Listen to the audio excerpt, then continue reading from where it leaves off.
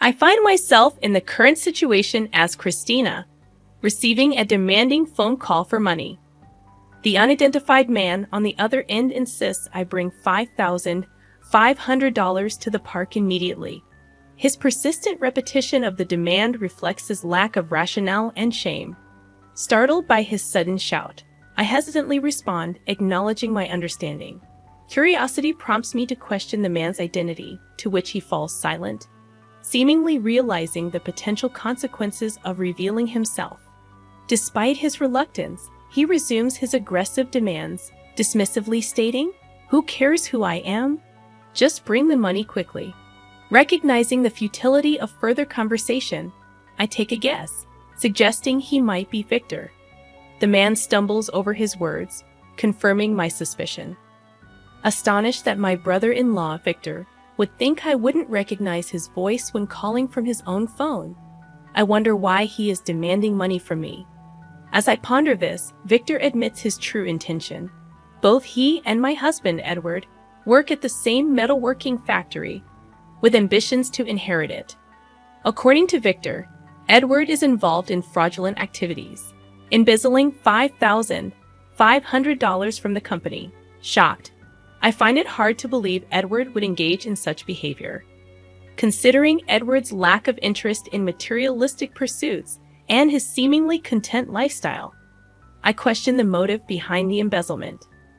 Victor's explanation raises doubts, especially considering his own track record as a careless and unreliable individual who is fond of gambling. Despite potential inaccuracies, Edward's version of events appears more credible than Victor's own account. I've heard rumors that Victor has leaned on Edward for loans on multiple occasions, and while he's always managed to repay them, there's a lingering doubt about his financial stability. It's plausible to consider that Victor's current predicament might be pushing him to desperate measures. Unable to seek assistance from Edward or others due to the pressure of repayment, he likely saw me as an easy target to extort money from. As I contemplated this unsettling possibility, Victor interrupted my thoughts, prompting me to acknowledge his presence. Despite my shock, Victor continued his coercive tone, urging me to handle the situation discreetly and procure the money secretly. Recognizing the potential gravity of the situation, I felt adamant about not succumbing to his demands without proof. In a bid to test Victor's claims, I inquired about evidence implicating Edward in the alleged embezzlement.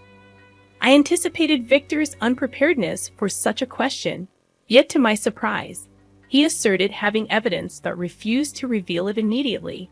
Sensing his reluctance, I proposed a rendezvous the following day at the company office for a proper review of the evidence. Although Victor insisted on a swift resolution, I remained skeptical, suspecting his intent to fabricate evidence. With Edward unreachable in France due to work commitments, I found myself isolated in dealing with the situation. It dawned on me that Victor's timing was strategic, adding another layer of frustration to an already complex scenario.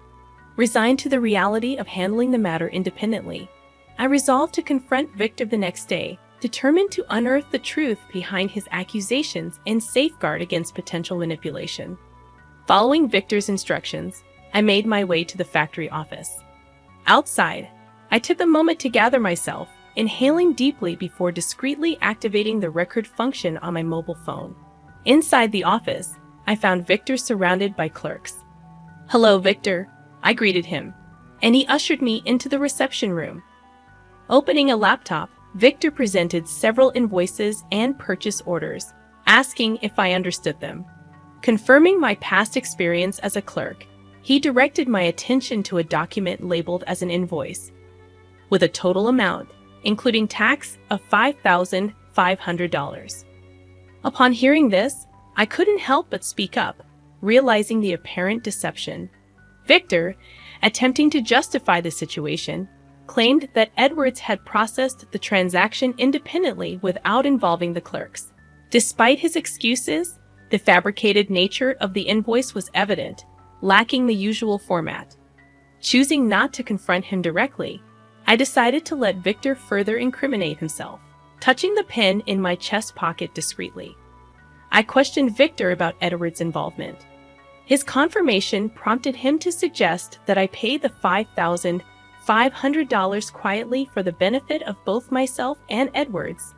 As Victor pressed for payment, I sought an opportunity to secure evidence. Pretending to stagger, I dramatically knocked the laptop's keyboard, pressing a specific key twice.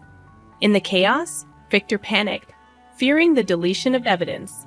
Seizing the moment, I suggested it was accidental, allowing him to reassure me about a backup. With the document file closed and the laptop shut, Victor approached, emphasizing the need for payment now that I had seen the evidence. Seizing on an upcoming family gathering at Dad's house over the weekend, Victor hinted at discussions about company succession, urging me to pay up for my own good. Keeping my intentions veiled, I mentioned a meeting at my father-in-law Borden's house regarding the company's future, substituting for Edwards, who was currently in France. Victor advised bringing the money to the family gathering, leaving me to contemplate my next move as he laughed with an unsettling tone. Exiting the reception room, I left the office behind. I was taken aback to find Victor's wife, Violet, waiting for me unexpectedly. "Hello, Christina," she greeted me coolly. Her demeanor suggested she was aware of Victor's threats, which instantly put me on edge. While Victor might not be the sharpest, Violet was a different story altogether. She possessed a sharp intellect, albeit one used for dubious purposes, often employing sly and deceitful tactics to get her way. Attempting to maintain composure, I acknowledged that I had heard Victor's side of the story. Violet wasted no time in scrutinizing me, and I braced myself for what was to come. "Thank you for the advice, but I have no intention of complying," I asserted, hoping to make a swift exit. However, before I could leave, Violet seized my arm and deftly retrieved my mobile phone from my pocket. With a sinking feeling, I watched as she accessed the recorded conversation between Victor and me. Her accusation hung heavy in the air, leaving me unable to respond. As she deleted the incriminating evidence, I realized the gravity of the situation. But Violet wasn't finished yet. She proceeded to play a personal conversation between me and my mother, twisting its innocent context into something sinister. Her whispered insinuations struck fear in me, and I found myself speechless and powerless in her presence. As she returned my phone to my pocket, her veiled threats lingered, leaving me with no choice but to comply with her demands. With the recording erased and her leverage secured, Violet slipped away into the office, leaving me to grapple with the unsettling reality of her manipulation. It became clear that she might have been the mastermind behind Victor's actions all along, urging him on from behind the scenes. As I composed myself, I realized the need for caution in navigating this treacherous situation. Without hesitation, I sent Victor a terse message. "I'll pay the money." It was a concession made under duress, a temporary solution to a much larger problem. I had no intention of giving in to Violet's demands, but sending that one misleading message was crucial. It would make her feel secure, preventing her from tampering with the recording of our conversation. Without her manipulation, it would be challenging to hold her accountable for her deceitful actions. She was cunning, no doubt, but I was determined to outsmart Victor, whose weaknesses lay in his gambling habits. As the weekend approached, I found myself reinvigorated, ready for what lay ahead. Upon arriving at my in-laws' house, I noticed Victor and his wife had just arrived as well. Victor wasted no time in approaching me about the money, but I suggested discussing it elsewhere, considering the presence of relatives. Thankfully, Violet's interruption provided me with the opportunity to escape momentarily, seeking refuge with my mother-in-law. Engaging myself in various tasks assigned by her, I observed the gathering unfold. When Borden, my father-in-law, took center stage to discuss the future management of the company, Victor's eagerness betrayed his lack of composure. His enthusiasm was quickly dampened by Borden's calm demeanor, revealing Victor's inadequacies to the amused audience. As the meeting progressed, I was asked to display a video showcasing the company's performance. Recognizing this as my moment, I prepared to unveil my plan. Connecting the laptop to the TV, I discreetly inserted a memory card containing incriminating audio recordings. With Borden's approval, I projected the video on the TV while playing the audio simultaneously. Victor's threatening voice echoed through the room, causing him to panic. Despite his attempts to halt the playback, Borden insisted on hearing it in full. As the recording continued, Violet's expressions shifted from confusion to realization. The audio she believed she had erased resurfaced, exposing her involvement in our altercation. With a smirk, I watched as the truth unfolded, knowing that Violet's deception had been laid bare for all to see.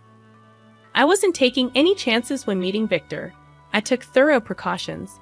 While recording audio on my mobile phone is standard, I also brought along a pen-shaped IC recorder as a backup. That additional measure proved critical. Victor's confusion was palpable when confronted with the incriminating evidence. He faltered, unable to conjure up a plausible excuse, revealing his lack of cunning. In contrast, Violet swiftly attempted to deflect blame onto me, claiming it was a trap I had set. Borden's scrutiny fell upon me, prompting me to recount the truth.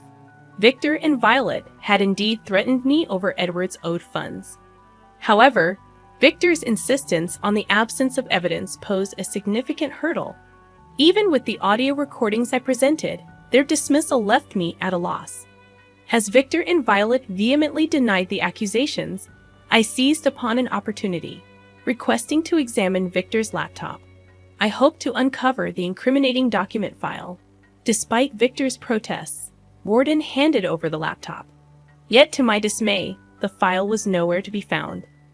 Disappointment clouded Borden's expression as he faced the dilemma of conflicting testimonies. Victor and Violet wore smug smiles, convinced of their victory. With no evidence to support my claims, the situation seemed dire. However, I wasn't ready to concede defeat just yet. With a last-ditch effort, I urged Borden to check the screenshot folder, explaining its function to capture screen images. The tension in the room escalated as all eyes turned to Violet, awaiting the outcome. I noticed a subtle change in her expression. It seemed she grasped the implication. A simple button press could capture a screenshot of the computer screen. I found it. This is it, labeled as an invoice, I declared. Borden's stern gaze fell upon Victor, who, in turn, shot a panicked look at Violet. Confused, Violet slumped in apparent defeat. When Victor presented the fake invoice, he failed to notice my discreet action of pushing my hand against the keyboard. In that moment, I had taken a screenshot without naming the file. Although Victor remained oblivious, the slight screen flicker during the process had potentially gone unnoticed. Violet, thinking that deleting the document file erased all evidence, had underestimated the swiftness of a screenshot. My strategic message indicating intent to pay had played a role in lowering their guard. However, I acknowledged that this method might not always be foolproof. Borden, convinced by my proof, reprimanded Victor and Violet on the spot. Victor, cornered, confessed to the dire situation stemming from his gambling debts, breaking down into tears. Violet, too, admitted to orchestrating the scheme to coerce money from me. Confronted by the gathered relatives, Victor and Violet had to issue a profound apology. Legally, this situation could be considered extortion, but as a family matter, I hesitated to escalate it further.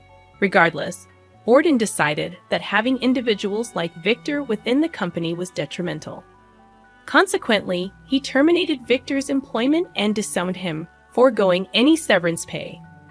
The burdened couple left town, grappling with their debts, but interestingly, they did not divorce. It appeared that Violet couldn't bear to abandon a sobbing Victor. Later, a business associate informed Edwards about Victor and Violet's struggles. Despite taking odd jobs, they couldn't escape their debtors. In desperation, they sought refuge in a factory they had dealt with, begging the owner to take on their debt in exchange for working on the premises. Presently, they continue as living workers in that factory. With Victor gone, Edwards was determined to be the successor to the factory. Reflecting on the situation, I realized the need to be more supportive of Edwards despite everything. In the end, I couldn't help but acknowledge Violet's compassion, as abandoning someone so hopeless was beyond my comprehension. Yet, I remained firm in my belief that Edwards, with his intelligence and character, was incomparably better than Victor.